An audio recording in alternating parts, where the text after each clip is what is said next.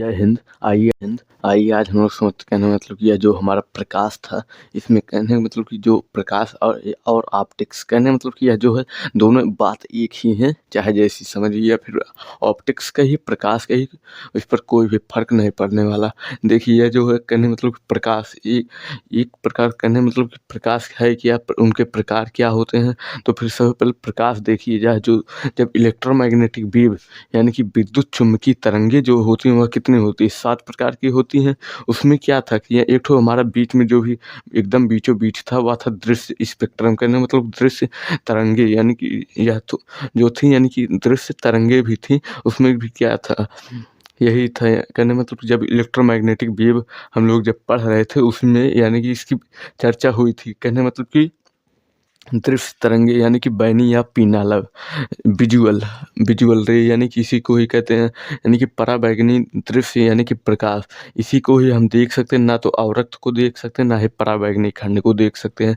इसमें क्या है कि दृश्य में अब यानी कि जो सूर्य से किरणें आती हैं उसमें अल्ट्रावायलेट कहने का मतलब पराबैंगनी भी खंड रहता है, अवरक्त किरणें भी रहती हैं। यानी कि इस सब में क्या है कि आप यानी कि प्रकाश में जो है सारी की सारी किरणें क्या है कि मिक्स होकर के भी आती हैं। इसीलिए आदमी जो भी होता आज के समय में यानी कि प्रेजेंट टाइम पर सूर्य को ठीक ऐसे ही यानी कि लगातार एक ही नज़र पर नहीं देख सकता। देखेगा तो वो सूर्य जो भी होगा लाल पीयर हरियर ऐसा कुछ दिखता रहता है। तो फिर यह हो जाता है कहने मतलब कि उसमें क्या है यानी कि दृश्य बैनी या पीनाले यानी कि उसको 7 रंग में दिखता रहता है। तो फिर यह हो जाता है।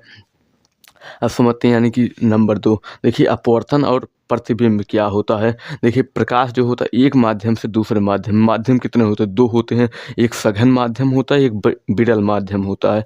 सघन मतलब सघन में वायु चला आता है, कहने मतलब कि हवा, उसमें प्रकाश को अगर आप छोड़िए वह सीधा ही जाएगा। लेकिन कुछ ना कुछ विवर्तन होता रहता है यानी कि प्रकाश कुछ ना कुछ मुड़ेगा जरूर। तो फिर कहने मतलब क्या हो जाता है, कहने मतलब कि एक माध्यम से जब दूसरे माध्यम में किरणें यानी कि जब प्रकाश की किरणें प्रवेश भी करते हैं तो फिर इनकी दिशा क्या होती है, यानी कि यह मान लीजिए यह है सघन माध्यम यानी कि यह जल है और इधर ऊपर यानी कि वायु है।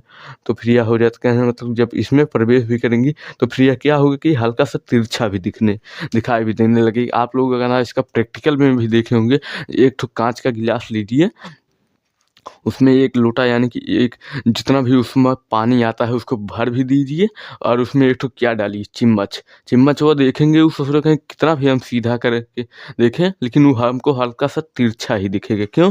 क्योंकि वहाँ पर क्या हो रहा है, अपवर्तन हो रहा है। किसका? प्रकाश का अपवर्तन हो रहा है। तो फिर इसमें क्या होती है, दिशा बदल जाती है। तो फिर यह हो जाए। अब समझते हैं यानी कि प्रतिबिंब। देखिए प्रतिबिंब में भी कुछ नहीं है, यानी कि जो प्रकाश की किरणें आती हैं किसी सतह से यानी किसी भी चिकने तल से टकरा करके ठीक उसी ही माध्यम में वापस भी लौट जाती हैं, यानी कि जहाँ पर मिलती हैं उसी को ही हम कहते हैं प्रतिबिंब।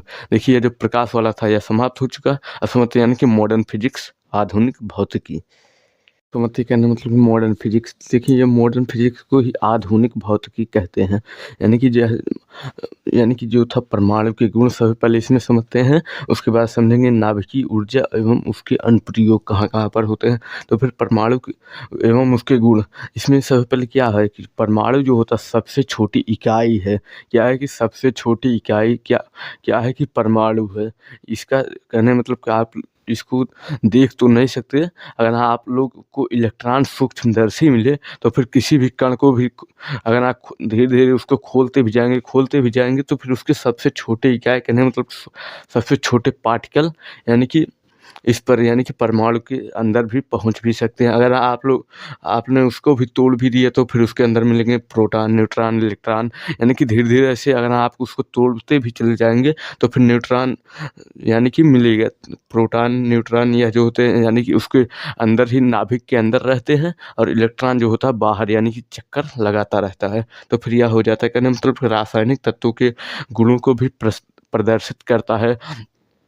आप लोग कहने का मतलब केमिस्ट्री में भी कभी कभार देखे भी होंगे कुछ ठीक इसी ही तरह से संरचना भी, यानी कि कुछ ऐसा भी देखे होंगे, यानी कि ठीक यहाँ पर भी यानी कि सी कहने का मतलब कि यह क्या है, बेंजीन है। तो फिर C6 यानी कि इस पर भी यानी कि ऐसा ही कुछ यानी कि दिखता रहता है।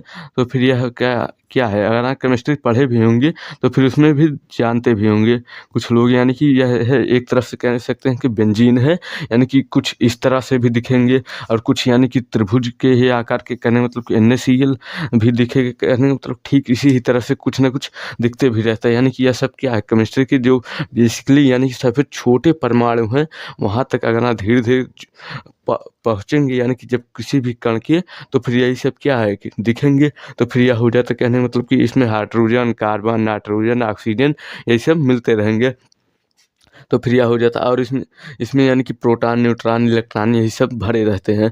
तो फिर इसमें यानी कि नाभिकीय ऊर्जा की आप समझते हैं, नाभिकीय ऊर्जा होता क्या है और इसके अनुप्रयोग कहाँ कहाँ पर होते हैं। सबसे पहले समझते हैं कि नाभिकीय ऊर्जा होता क्या है। लेकिन नाभिकीय ऊर्जा जो होती है, जहाँ पर परमाणु का विखंडन कराया जाता है, जहाँ पर परमाणु को तोड़ा जाता है, वह क्या कहलाता है, नाभिकीय विखंडन या नाभिकीय संलयन।